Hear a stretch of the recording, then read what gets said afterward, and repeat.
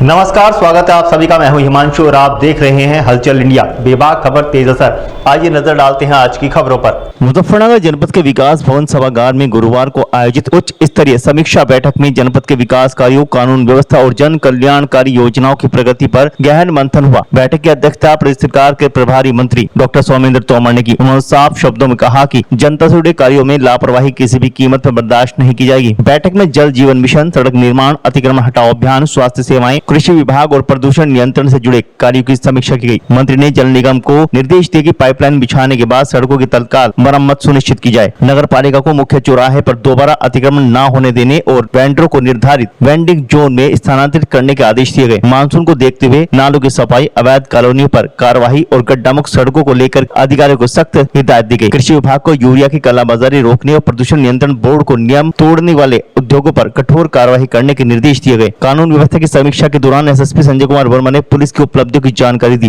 प्रभारी मंत्री ने कॉलेजों के आसपास नशीले पदार्थों की बिक्री करने वालों और सड़क किनारे खड़े अवैध भारी वाहनों के खिलाफ विशेष अभियान चलाने को कहा। बैठक में 5 जून से 21 जून तक चलने वाले विकास, सेवा, सुशासन और जन कल्याण अभियान की रूपरेखा भी प्रस्तुत की गई। इस दौरान वृक्षारोपण, जन कल्याणकारी मेले, विकसित भारत संकल्प सम्मेलन और योग दिवस जैसे कार्यक्रम आयोजित किए जाएंगे।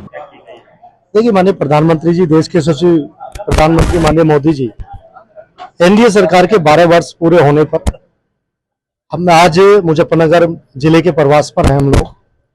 और अभी हम लोग संजय अग्रवाल जी भाई साहब, जो हमारे पार्टी के वरिष्ठ नेता, उनके यहाँ पर आए। आज विकास कार्यों की समीक्षा की गई है और सभी जो पुरानी बैठकों के जो विषय थे उन पे क्या प्रोग्रेस, उसके बारे में हम लोगों ने बात की।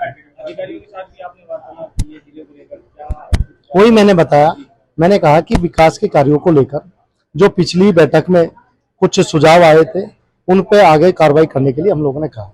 दिल्ली में हुई कांड को लेकर क्या कहना चाहेंगे?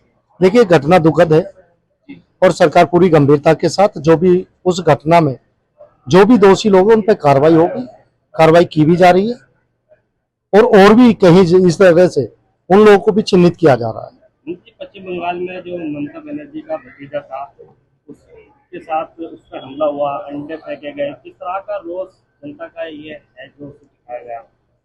देखिए, किसी भी सामाजिक और राजनीतिक क्षेत्र में काम करने वाले व्यक्ति के साथ हो सकते हैं कुछ लोगों की, लोकल स्थानीय लोगों की कुछ भावनाएं आहत हुई हो, लेकिन राजनीतिक लोगों के साथ और सामाजिक लोगों के साथ इस तरह की घटनाएं नहीं होनी चाहिए। ममता बनर्जी ने कहा अगर हेलमेट न पहनता तो अभिषेक को मार देते लोग।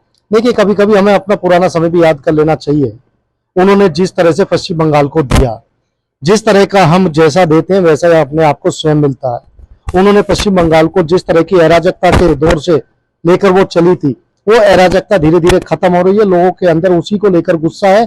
जिस तरह के काम उन्होंने किए थे, लोग उससे आक्रोशित भी है। कैबिनेट में आप पहुंचे हैं, किस तरह का अब विजन है? क्या मुजफ्फरनगर के प्रभारी मंत्री है, क्या कुछ खास मुजफ्फरनगर के लिए रहेगा? देखिए, पार्टी नेतृत्व का जो आशीर्वाद मिला है, हमारा प्रयास यही रहेगा। मुजफ्फरनगर की जिम्मेदारी माननीय मुख्यमंत्री जी के और पार्टी के आशीर्वाद से मुझे मिली। हमारा प्रयास यही है, मुजफ्फरनगर हमारा बहुत समृद्ध और पुराना जिला है, उसकी पहचान इसी तरह से आगे बढ़ती रहे। जहां पहले मुजफ्फरनगर को एक क्राइम कैपिटल के रूप में देखते थे, लेकिन आज मुजफ्फरनगर का गुड़ राष्ट्रीय और अंतर्राष्ट्रीय स्तर पर अपनी प्रसिद्धि पा रहा है। विदा लेने का कल फिर होंगे हाजिर कुछ नई और ताजा खबरों के साथ। तब तक के लिए दीजिए हमें इजाजत। नमस्कार। हमारे YouTube और Facebook चैनल को फॉलो और सब्सक्राइब करना ना भूलें।